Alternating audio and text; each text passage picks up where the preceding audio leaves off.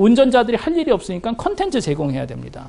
그럼 돈은 누가 벌까? 1등, 2등, 3등이라는 거예요. 컨텐츠 마진 40%, 소프트웨어 마진 20%, 하드웨어는 1% 이하의 마진입니다.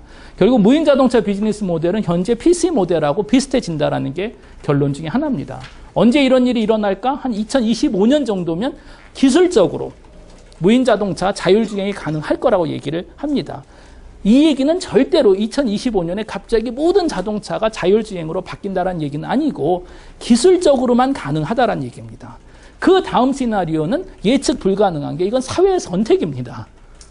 우리가 풀어야 될 다양한 보험제도, 법적인 제도 이걸 못 풀면 믹스드 트래픽이 됩니다. 무인과 유인 자동차가 믹싱되면 이 베네핏을 하나도 가져갈 수가 없기 때문에 무인 자동차로 바뀌는 데는 상당히 오랜 시간이 걸리겠지만 정부에서 엑셀러레이션을 한다. 예를 들어서 하나의 시나리오 중에 하나는 10년 안에 기술적으로 무인 자동차가 가능해지면 그 다음에 10년에서 20년 안에 네덜란드나 덴마크에서 제일 먼저 유인 자동차 불법 제도를 만들지 않을까라고 상상해 볼 수가 있습니다. 하나도 신기한 게 아닌 게 150년 전엔 우리 다 길거리에서 말을 타고 다녔지만 지금은 서울에서 말 타고 다니는 거 금지입니다. 말을 타고 싶으면 돈을 내고 어디 가서 타면 되는 것 같이 30년 후에는 자동차가 타고 싶으면 돈을 내고 어디 가서 타면 된다라는 겁니다. 디즈니랜드에서도 할 수도 있을 거고 아니면 미국 같은 데서는 디트로이트 같이 망한 도시를 하나 다 묶어서 뭐 자동차 탈 수 있는 장소로 만들 수도 있겠죠.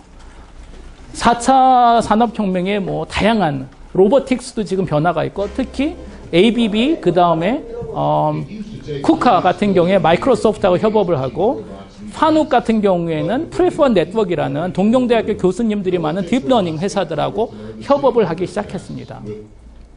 맨 마지막 슬라이드가 되겠는데 우리가 아까도 쉴 때 뭐 특이점 얘기를 많이 했지만 특이점이 이런 거잖아요.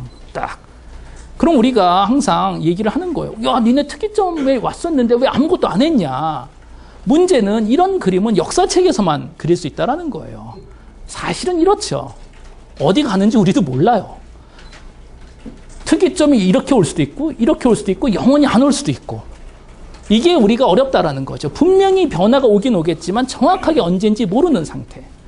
이런 개념에서 제가 주장하고 싶은 거는 이 특이점이 우리가 상상하는 것보다는 조금 더 일찍 오지 않을까라는 상상을 하고 그렇지만 그래도 우리가 이 특이점을 예측하기 어려운 이유 중에 하나는 이게 그 인간의 한계 중에 하나가 우리는 모든 것을 과거 위주로 예측하다 보니까 이런 현상이 생긴다라는 거예요. 칠면조 효과. 뭘까요? 미국에서는 11월 달에 생스기빙이 있죠. 추수감사절. 가족들이 다 모여서 칠면조 고기를 먹습니다. 매년마다 좀 다르지만 작년에는 11월 26일이었을 거예요. 제가 기억하기엔. 질문. 11월 25일 날 칠면조는 무슨 생각을 하고 살았을까? 우연히도 이 칠면조는 칠면조 중에 천재입니다. 그래서 모든 통계학을 다 알고 있어요. 얘는 그래서 데이터 분석을 하는 거예요. 1년 동안 무슨 일이 벌어졌나 하니까 1년 동안 농부가 아침 8시에 와서 밥을 줬어요. 그리고 하루 종일 재밌게 놀았어요.